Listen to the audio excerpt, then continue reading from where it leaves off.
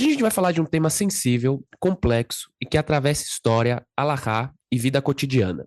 O Get, o divórcio judaico. Um processo que tem milhares de anos, mas que continua levando questões muito atuais sobre autonomia, justiça e o papel das comunidades. Sou João Torquato, sou músico ativista do movimento negro e pesquiso os conflitos de desintegração da antiga República da Iugoslávia.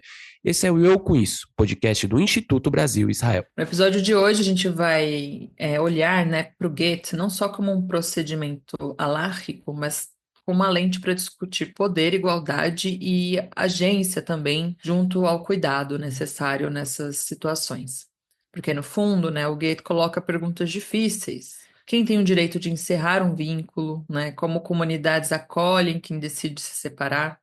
E para a gente falar, discutir aqui todas as camadas, né, que envolvem esse processo, a gente convidou o rabino Leandro Galanternick, que estudou na Argentina e em Israel. Atualmente ele mora em São Paulo, é rabino na sinagoga Bet Jacob, em Campinas, é co-presidente do Maram Olami, é casado com a rabina Fernanda e pai de 2 meninas. Rabino, seja muito bem-vindo, obrigada por topar falar com a gente hoje. Muito obrigado, um prazer estar aqui com vocês. Para começar, então, né, do começo, conta um pouco para quem está ouvindo, para a gente, assim, o que é exatamente o get, o que significa essa palavra, né, no hebraico. É certa, né, tá certa essa definição, né, de que é um documento que formaliza esse divórcio judaico, né, de onde que vem essa ideia, e o que a tradição busca preservar com esse processo, né, como que é todo esse processo. En primer lugar, o get significa documento, só documento. A verdade é que o Talmud nomeia vários documentos, dos quais atualmente talvez o único conhecido é o Get Nashim, o documento das mulheres, que virou Get unicamente. E é isso, é um documento escrito seguindo un monte de leyes y reglas de forma específica, exclusiva, para separar, para desvincular un hombre de una mujer y esa mujer do hombre. Ese intuito surge a raíz de interpretaciones rabínicas de un versículo bíblico no libro de Deuteronomio, de Devarim 24, versículo 1, ou seja, Devarim 24:1, que fala Kikach ish isha uba'ala ve'ayim lo timtze chen beinav. En português fala quando um homem tomar uma mulher e se casar com ela, e se ela não for agradável a seus olhos, por haber hallado nela alguma coisa indecente, escrever-lhe-á uma carta de divórcio e dará para ela na sua mão e a despedirá de sua casa. Então, esse versículo e seguinte dão conta de muita discussão. O Tratado de Gittin no Talmud babilônico tem 90 dapim, 90 fólios de discussões, e obviamente após o debate tanaítico e amoraítico até o ano mais ou menos 800 da Era Comum, continuou nos códigos de leis e até o dia de hoje um tema muito atual que está vigente, porque a gente sabe que o amor e os relacionamentos são ótimos enquanto duram, mas não são eternos, e a sabedoria judaica reconhece isso desde tempos bíblicos e entende que o melhor jeito, às vezes, de continuar a vida é quando duas pessoas que estavam juntas se separam e se divorciam. E cada um pode reconstruir a sua vida, seja sozinho, seja em outro relacionamento, sem vínculos com esse relacionamento anterior. Basicamente, de forma resumida, é isso. Bino, uma dúvida aqui que surgiu, né, sobre o tema é se existe algum entendimento diferente dentro das correntes judaicas, né, digamos assim, ortodoxia, Yamazorti, a reforma. Tem diferenças como eles entendem o get hoje? Há consensos também entre as três linhas, digamos assim, claro que A gente sabe que existem, no caso da ortodoxia, por exemplo, muitas sublinhas, mas existe uma diferença de interpretação, existe consensos. Queria que você comentasse um pouco sobre isso. Primero que existen muchas más líneas dentro del mundo judaico religioso que únicamente esas tres que você mencionó. Es verdad que tal vez sean las más conocidas, mas tem muchas, muchas más. Y cada una dentro da linha também tem muitas variações. Em termos gerais, a gente vê que ao longo da história, e principalmente pela filosofia e a teologia também associada com a estrutura ideológica de cada um dos movimentos, o movimento reformista faz já vários anos, olha para o Goethe como um documento talvez necessário, mas não imprescindível, alinhado com a lógica do movimento reformista de que a halajá, a lei judaica, não é obrigatória e sim é sugestiva, é uma sugestão de vida, olhando para a moral, para a ética de forma muito, muito cuidadosa, muito sensível, mas para partes mais relacionadas ao culto, de um jeito muito mais flexível. Então, o movimento reformista tem alguns rabinos e comunidades do movimento reformista que continuam solicitando o get perante o divórcio tradicional, outros escrevem uma carta e entregam, outros fazem uma cerimônia que não necessariamente é a cerimônia tradicional do get. Tanto o movimento Masorti quanto os movimentos dentro da ortodoxia, ou seja, o movimento conservador ou conservativo, e a ortodoxia continua mantendo a vigência da necessidade do get em quando um casal se dissolve. Esse é o principal ponto. O movimento conservador olha para o processo de uma maneira, pelo que eu sei, muito mais sensível que a ortodoxia e a ultra-ortodoxia mais do que nada, conversando com colegas e com pessoas que passaram por esse processo.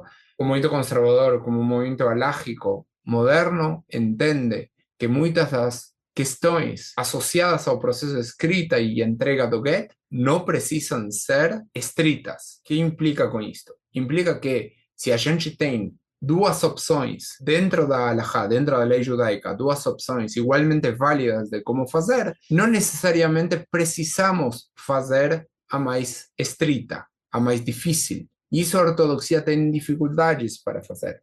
Isso acarreia muitas vezes uma necessidade de que as partes que estão se divorciando passem por situações conflitivas, passem por situações de tensão, quando não tem necessidade. Vou simplificar, porque senão fica muito na teoria. O get pode ser escrito perante o esposo e a esposa, ou não. Isso implica que uma opção seria que o esposo, perante duas testemunhas válidas, gera uma declaração que é tipo uma procuração, que se chama minui shlichut, onde encomenda, ordena a uma pessoa que conhece as regras e leis de Gitin, de escrever e entregar esse divórcio, esse documento de divórcio a sua esposa. Isso gera que essas duas pessoas casadas até esse momento pela halajá, mas muitas vezes já separadas faz tempo e até divorciadas perante a lei civil, não precisam estar no mesmo local no mesmo momento. O esposo pode dar a ordem sozinho, junto às testemunhas, e depois a esposa, a mulher, vai receber o documento de divórcio pelas manos do sheliach e não pelas manos de seu esposo, perante duas testemunhas válidas também.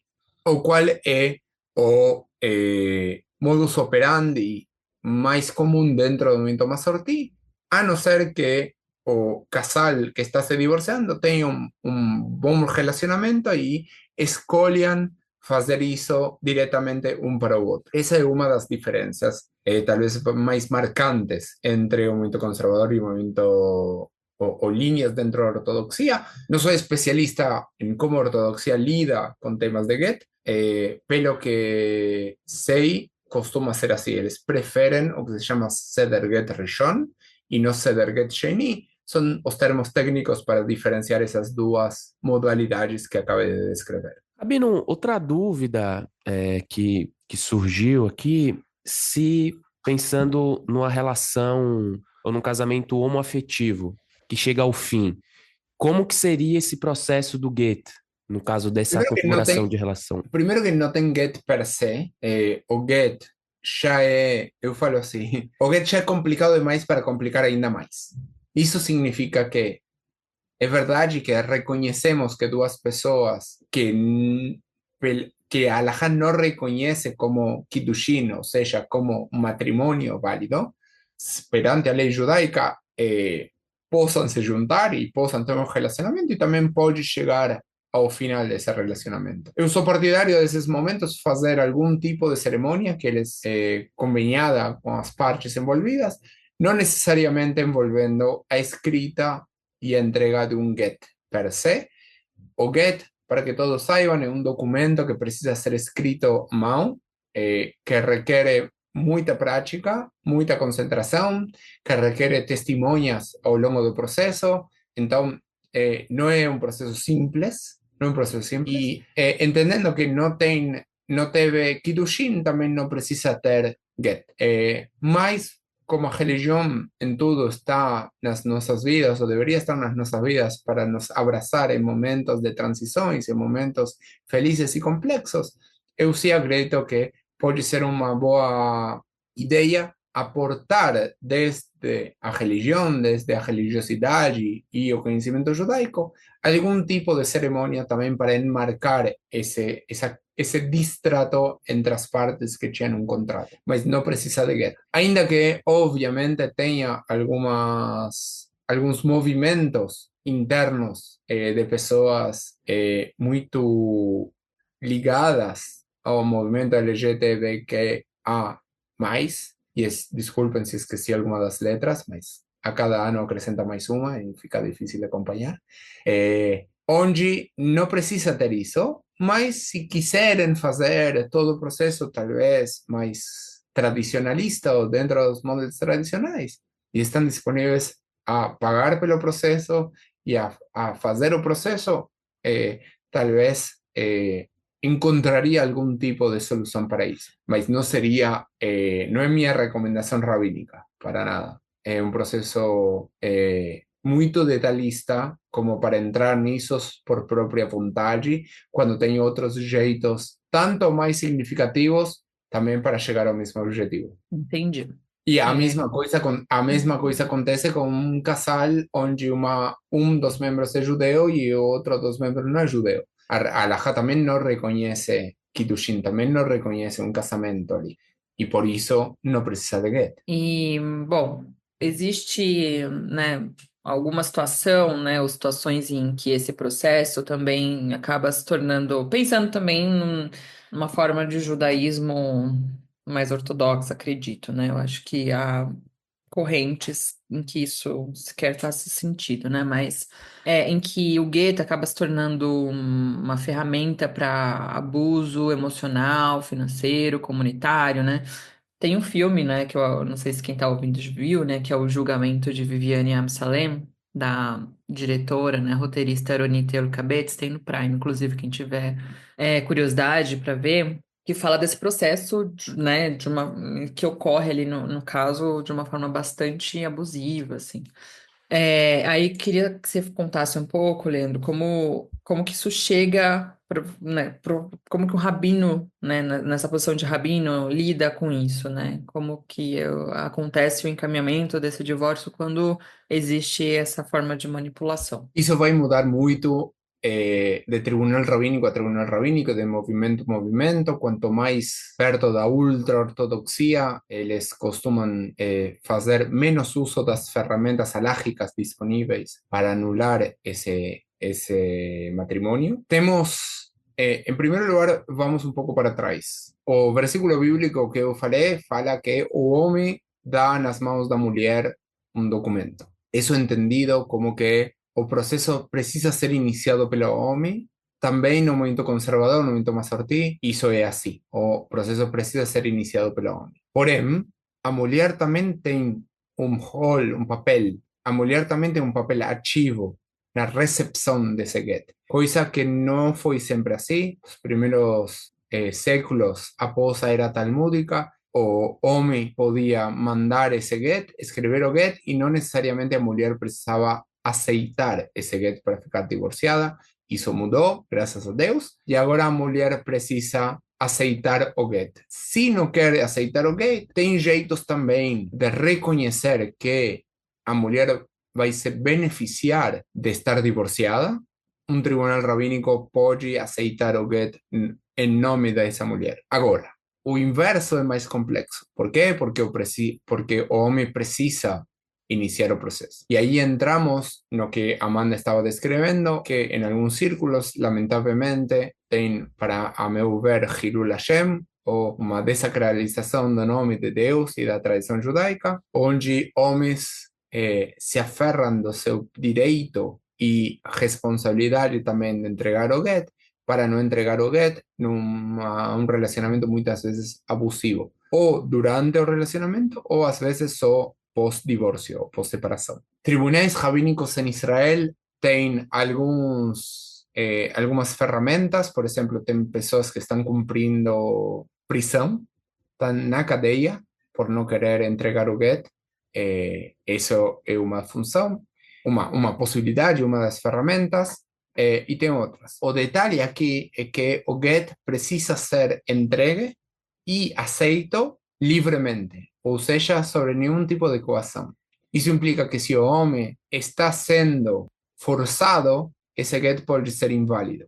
Se a mulher está sendo forçada a recebê-lo, pode ser inválido, pode invalidar o processo. Então, por isso, tem muito detalhe associado a cada uma das partes do processo. O movimento conservador faz uso de 3 ferramentas alágicas legisladas no Talmud e também nos códigos de leis, que eu entendo que a ortodoxia também faz uso, mas não tanto uso quanto poderiam, essa é a minha visão, que se chamam Afkaat Kiddushin, Menkach Taot e Eter Mea Rabbanim.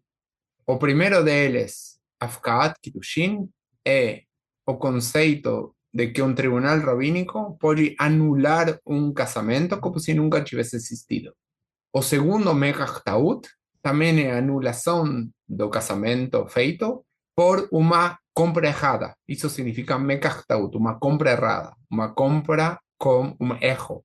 Obviamente não vou entrar nos detalhes alágicos legais de cada um desses processos, mas são conceitos alágicos, são conceitos dentro da lei judaica que existem. E o Eter Mea Rabbanim é quando, a diferença do caso mais complexo, que é quando o homem não quer dar o get, o homem quer se divorciar, mas a mulher não pode receber o get. O que significa que não pode receber o get? Ou sumiu, e ninguém sabe onde está, ou, por exemplo, está demente, tem um grau de demência tal que está fora de si, essa pessoa já não é a mesma pessoa, mas não está morta.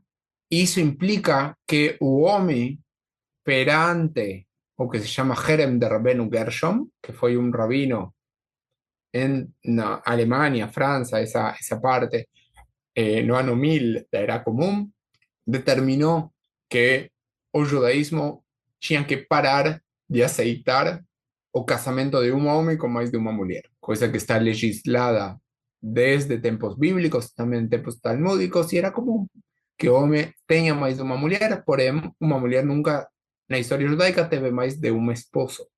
Isso implica que, para esse homem se casar com outra mulher sem se divorciar da primeira, ainda que esteja aberta a possibilidade alágica, temos um precedente legal muito significativo que é do Rabbeinu Gershom. Então, para fazer isso, juntamos 100 assinaturas de rabinos de diferentes países ou estados para permitir a esse homem, em caso pontual, ter a liberdade de tomar uma segunda esposa. Essas são as ferramentas que temos. E também recomendo esse filme, e temos outros também que podem ser procurados, tem um que se chama Get também, que retratam a dificuldade não só do processo, sino também a dificuldade do processo quando alguma das duas partes não quer que esse processo aconteça. O processo em si também é complexo quando as duas partes têm um bom relacionamento, têm boa vontade. É um processo complexo, um processo difícil, um processo que demanda muita energia emocional. das partes envolvidas. Tem algumas pessoas no Brasil que fazem, eu sou uma dessas pessoas, e presenciei muitos casos e muitas vezes, a maioria das vezes é um processo complexo, mas também que traz uma libertação para as partes. Um conceito que às vezes poucos relacionam com o Goethe é o conceito de Tikkun Olam, que falamos muitas vezes em termos da natureza, em termos de como olhamos para o mundo, como cuidamos o mundo, mas o conceito de Tikkun Olam surge en Masejet Gittin, no Tratado de Gittin, justamente olhando para essas duas pessoas que formavam uma família e formavam um casal e não vão conformar mais esse casal. E a tradição judaica olha para isso como uma reparação para as pessoas e também uma reparação para o mundo, para que essas pessoas possam fechar um capítulo da vida e abrir um outro. Essa pergunta que estava aqui na sequência, Ravi, que um pouco nessa linha, né? Porque o Goethe é muitas vezes percebido, visto como algo burocrático, mas tem todo esse lado aí de envolver emoções profundas, rupturas, recomeços. E aí eu queria saber como você vê a dimensão humana e também a dimensão espiritual dentro desse processo.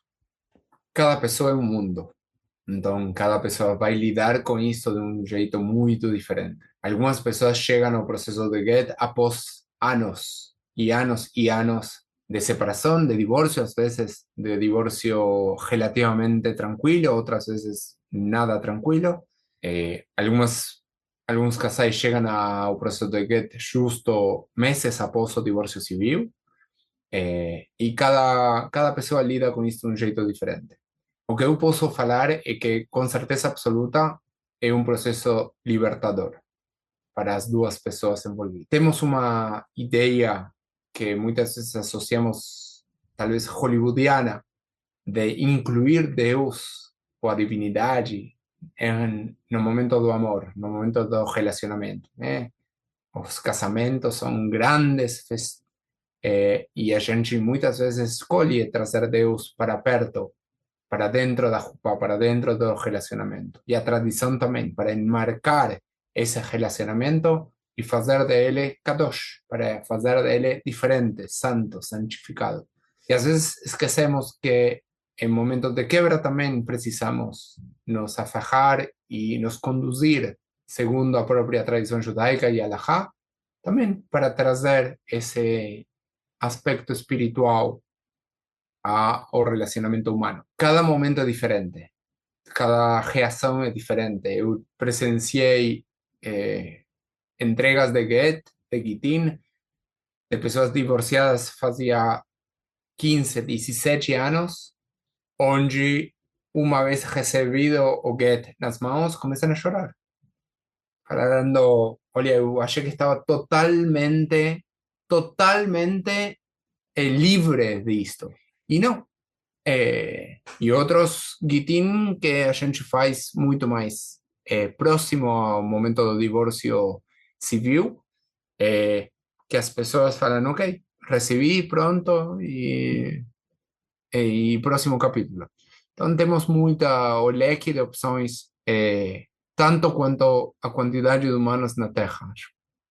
Acho importante trazer nessas dimensões, né, a complexidade também, porque é algo que faz parte da vida prática também, né, para além da No, vida espiritual.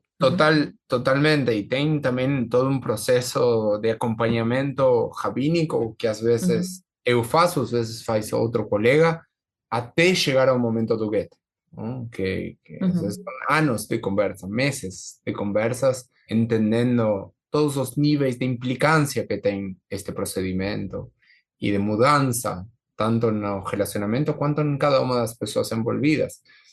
Às vezes estamos falando só do casar, às vezes estamos falando de filhos, às vezes estamos falando de novos parceiros no relacionamento. Então, é complexo. A minha sugestão é que todo aquele que está nesse processo de divórcio procure um conselho rabínico para também se sentir acompanhado e fazer o processo de Get quando for possível.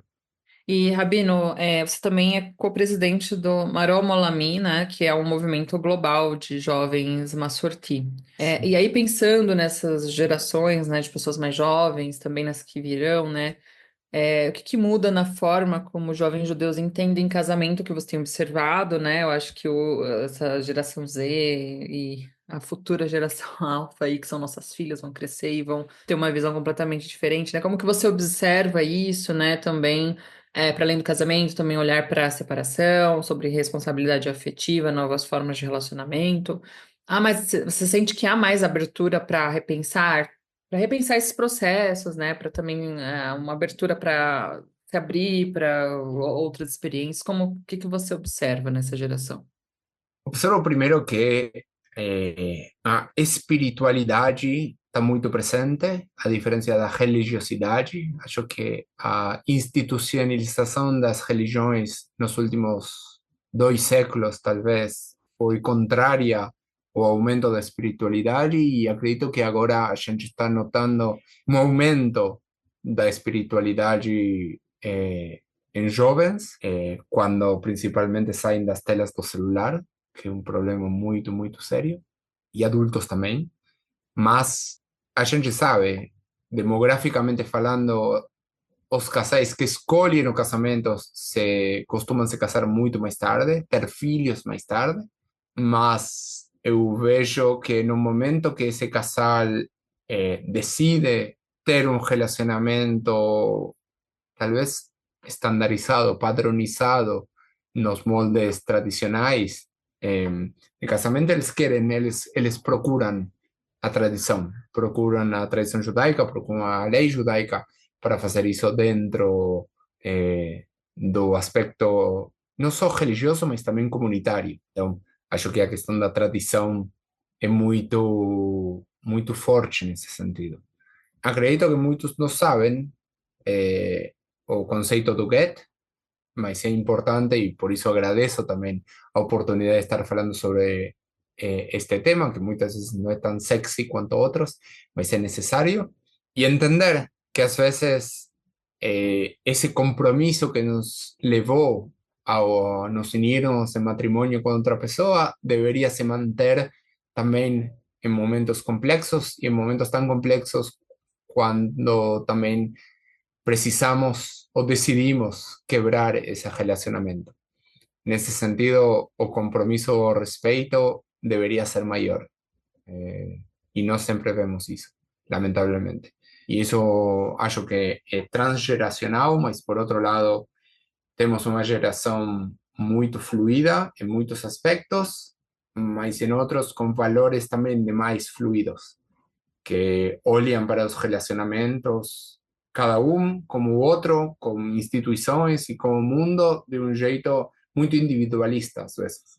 E acredito que esse individualismo está nos custando caro como sociedade. E, Rabino, para a gente finalizar aqui, quando você olha para o futuro, nesse aspecto do direito matrimonial judaico, digamos assim, o gueto pode se tornar um processo ainda mais simétrico, mais igualitário, o que já está mudando no mundo judaico, o que já mudou, e o que você enxerga também, o que pode mudar, não na tradição, mas eu acho que é de educação comunitária, comunitária mesmo, até porque a gente está, como você falou, é um tema difícil, é um tema delicado. Eu acredito que nesses presenciais, esses processos, tem um desgaste emocional das partes, né? Que envolve aí, às vezes, anos de relacionamento, filhos, muitas vezes finanças, né? Enfim, quando não envolve isso que a Amanda comentou aqui, de pressão, de assédio moral, assédio comunitário. Então, é um tema pesado, difícil, mas eu acho que esses temas a gente tem que discutir, tem que debater. Então, como que a gente pode olhar o futuro do Goethe, se é que dá para olhar, né? Não, sempre dá para olhar para o futuro, mas acho que o movimento conservador avançou muito, muito em termos de fazer o processo mais igualitário, mais relevante para as duas partes, menos traumático. Muito, muito, muito, muito. Eu, por enquanto, não vejo possibilidade de que fique 100% simétrico ou intercambiável, no sentido de que a mulher possa começar e o homem receber, principalmente porque o versículo bíblico está aí muito claro, as posições de cada, o papel de cada um, mas sim, acho que como rabinos temos a responsabilidade de olhar para o processo e fazer deste processo significativo, um processo significativo e também cuidadoso, olhando para a sensibilidade de cada um dos envolvidos e fazendo uso das ferramentas próprias da Halajá, da lei judaica, para fazer de isto uma, não mais um problema e sim uma solução. Perfeito, Rabino. Quero agradecer, enfim, por ter topado trocar essa ideia aqui com a gente, bater esse papo. É um tema, né, Amanda, que a gente aqui há bastante tempo no podcast já estava querendo falar, então te agradeço bastante por ter topado conversar aqui com a gente. E obrigado, e as portas do podcast aqui estão sempre abertas para te receber. Obrigado a vocês, tudo bom? E se alguém tem alguma dúvida, acho que podem contatar vocês e fazem a ponte para me contatar. Mas, por favor, me procurem ou procurem outro colega para aconselhamento rabínico, para acompanhar vocês neste processo, um processo muitas vezes longo, duro em muitos aspectos, assim como a gente muitas vezes sai correndo para procurar um advogado, também deveríamos sair correndo para procurar um rabino. Então, estamos disponíveis, eu estou disponível, e quem precisar pode ir ao seu rabino de confiança, e também estou de portas abertas e canais abertos para ser contatado caso algum dos ouvintes esteja precisando de apoio ou de guia neste processo. Legal, obrigada, Rabino Leandro. E para quem então quer mandar mensagem, dizer o que achou, dúvidas também para a gente fazer essa ponte, já sabe, é só escrever para o @institutobrasilisrael.org.